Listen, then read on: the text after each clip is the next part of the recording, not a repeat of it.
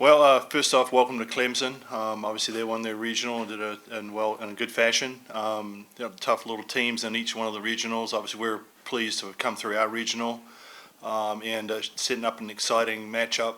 We had a good day of practice. We practiced last night under the lights. We haven't really played under the lights for a little bit, so it was good to get some time. And it was a lot cooler at night, so it should be reflective of the next 3 days. It should be real good temperatures, good for the fans, good for the players. Which is really important. I'd like to thank our administration and everybody behind the scenes that puts on such a great tournament. And we're excited to be hosting again and bringing hopefully the level of softball up to the expectations of everybody around us. We're looking forward to it. We're looking forward to the challenge of playing the ACC champion in Clemson. So, yeah. Sweet. All right. In-house, TJ? Mike and the players, when you looked at film from last weekend, what stood out about Clemson's pitching? You want to go to the players first? Yeah. Yeah, so just looking at film, they have a really solid pitching staff, and just knowing that they hit our spots, so we have to stick to our game plan and what we know that we want to do at the plate. And we know that they're going to mix speeds, mix locations, so just knowing that what we're hunting up to the plate and sticking to that. Yeah, just going up to the plate and knowing what you're hunting and going after that and not going after a pitcher's pitch. And so just sticking to the game plan and what we're going for. I think their coach described them as they're not big strikeout hitters. They make their defense work. How does that impact you guys as hitters, facing pitchers like that? I mean, just not expanding the strike zone, so knowing that if they don't get a lot of strikeouts, knowing that you're going to get your pitch to hit. So just sticking to that and not overthinking and having the fear of striking out, just going and attacking.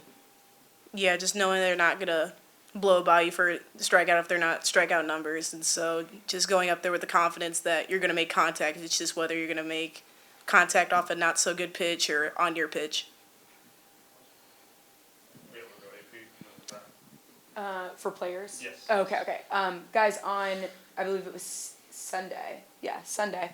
Y'all talked a lot about mindset, and so I'm just curious, when you get to this point in the season, has Coach been preaching, a mindset of this is normal, play like you've been playing, or is it more, stressing and emphasizing the fact that it is postseason, it is win or go home? No, we just been on the fact that this is the same game we've been playing all season, and so just building off of that and just coming stronger together. At this time of the season, you really need to band together. So just emphasizing that we're just coming together as a team and just sticking with that. Yeah, that and just not taking anybody lightly, knowing that they are a really good team and that they've beaten a lot of people, and so not taking that lightly and going at them with all we got. Travis, you have one? We got Darby in the front. Yeah, for the players, going off of not taking anyone lightly, obviously we all saw what happened to A&M over the weekend. What was your reactions, and kind of does that wake you up at all as you head into this next round, or kind of how do you feel about that? Yeah, just kind of that anybody can beat anybody as long as, there's fight and everybody's together. And so, once again, just bringing your best to everybody and just not stressing too much about it. Yeah, just a tip to the cap to Liberty and what they were able to do. So just sticking with us and, like Katie said, not taking anybody lightly and just playing our same Texas softball and Texas fight.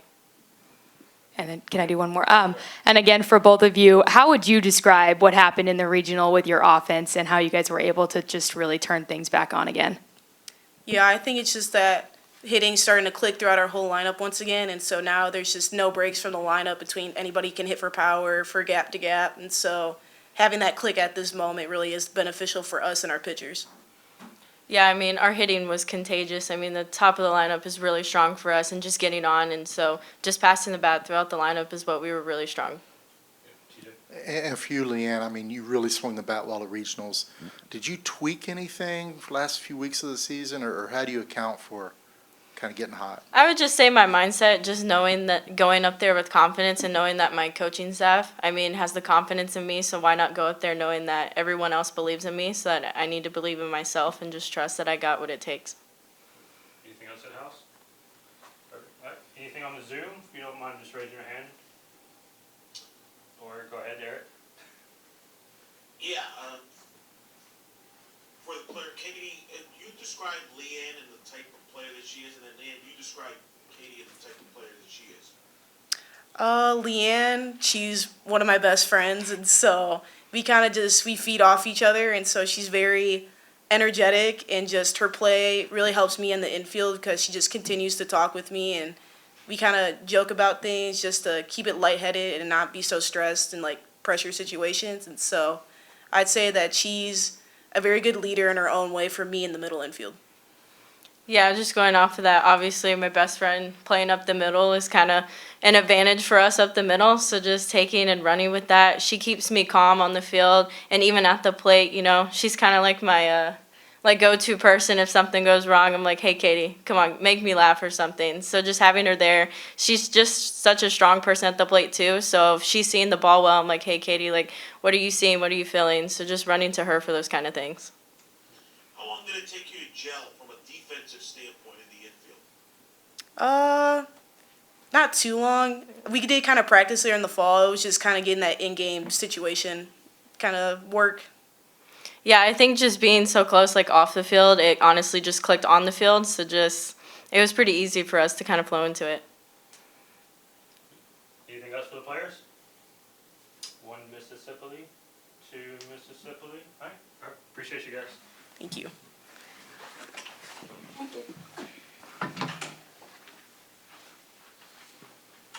right. Who wants the first question for old Bossman? TJ. And kind of what we were talking about with Leanne at the plate in the bottom of the order, what do you say to like a hitter who's maybe struggling a bit? I mean, then Leanne gets hot. What kind of conversations did you have with her? Well, she's got to know that she's going to be there regardless of how she does offensively. So let's quit worrying about what we're doing offensively and just give us your best effort. We know that you're, looking at her season, she can hit over 300 and she can hit any kind of pitching. And so you just got to believe in that. So quit trying to pressure yourself into working on the results and worry about what we're doing for the team. So just really, and that's what Stewie helps her with. It gets her to relax and just enjoy playing the game as opposed to getting stressed out about the result of the at-bats. Same thing that I asked the players just about mindset. We talked about that so much on Sunday. So what has the message been to the team this week? Yeah, I think it's just be where your feet are. Just don't get too far ahead of yourself. Let's play the game. You do the fundamentals correctly. I mean, it's a cliche, but it really is true. It's the one that can make the most of the opportunities that presented to themselves. There's going to be times where we need to make a play. Make the play, and if you don't, then be ready for the next play. And who knows what the score is going to be. This game's kind of crazy. It's no longer 1 or 2-0. This games can get into the 7-6s and the 10-9s. Even 14-4, 16-4. That's it's just the way the game's gone. So let's not get too worried about it and caught up in the moment and be ready for the next play. Any house questions? Back to TJ. Like we're talking about, their pitchers lets the defense do the work. What stands out about their pitching staff, especially during regionals? Well, I think their locations and their tenacity, they're not giving in at all. They're going to flirt with the corners a lot. And so we've got to have that patience and kind of try to frustrate them and put it back on them by not swinging at their pitch and working on getting our pitch that we want to hit. So, a lot of it's going to depend on, we got to figure out what the umpire zone's going to be, what they're giving and what they're not giving, and then take our approach from there and just be willing to adjust in the moment and on the fly and from at bat to at bat. They have the ability to throw different speeds at you as well. And they're pretty good defensively as well. So, we've just got to continue to battle and push, and hopefully we can, they didn't give up many home runs. I think that whole regional only had 4 home runs or 5 home runs in the whole regional. So there weren't too many long balls. I don't know if the wind played into it. It looked like it was blowing in a little bit, which our wind tends to blow out, so that could change things. Anything else in house? Any Zoom questions for Coach? Yeah, Coach, describe the job that Coach Rittman's done building that Clemson program from scratch. This is their 3rd Super Regionals. You know what it takes to build a program. What stands out from you from the job that he has done there at Clemson? Well, yeah, I think you'd have to look at the first couple of recruits he got. Cagle was an outstanding one to get. A two-way player, pitcher, really huge for their program. And of course, Matty Moore's another one that's come in and now is a senior. So he's got some key players that you can build the program around, and I think that's huge. Never goes as fast as you want, that's for sure, but they're well on their way. I think they've made the postseason every single year, and a couple of super regionals in there as well. It's not easy. And now they've hosted the regional at home, I think, for the second time, I believe. And just looking at their crowds, I mean, that tells you a lot. If you're getting crowds to come watch your games, I think there's well over 2,000 people at those games, and it looked like it was a great atmosphere. So that's exciting when you're starting to see that around softball. You're getting full ballparks, and it's talking to the ADs, that, hey, we need to build bigger stadiums because, people are coming to want to come watch these games. Did you two ever cross paths? I don't know whether you know each other at all. I mean, because you both have similar profiles in that obviously success, and you both have coaching trees where you've had assistants going on to coach. I'm just curious if you two have ever kind of crossed paths and talked or know each other a little bit. Yeah, actually, Coach Whitman recruited my daughter, Nairi.